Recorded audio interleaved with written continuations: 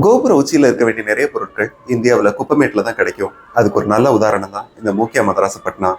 அதான் நம்ம முசுமுஸ்கேல எத்தனையோ ஆயிரக்கணக்கான வருஷங்களா தமிழர்கள் கிட்ட முசுமுஸ்கங்கிற பேர்லயும் ஆயுர்வேதால அக்னிகுமாராங்கிற பேர்லயும் முசுமுசுக்க பயன்பாட்டுல இருந்திருக்கு. 18th செஞ்சுரியில சென்னைக்கு வந்த ஜெர்மன் ஆராய்ச்சியாளர் ஒருத்தர் நிறைய அந்த கொடிகளை பாக்குறாரு. அப்போ சென்னையோட பேரு மதராசப்பட்டினம், அதனால இந்த கொடிக்கு மூக்கியா மதராசப்பட்டினாங்கிற பேரை வைக்கிறாரு.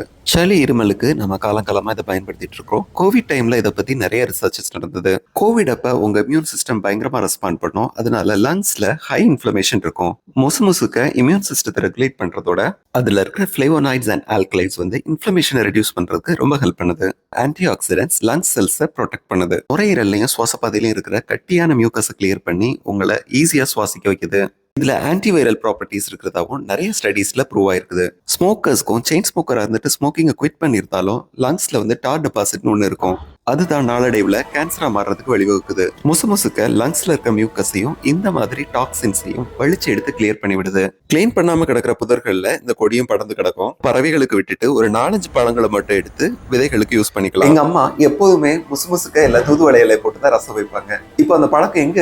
இந்த முசுமுசுக்கு இலை கிடைச்சதுன்னா கண்டிப்பா நீங்க யூஸ் பண்ணுங்க.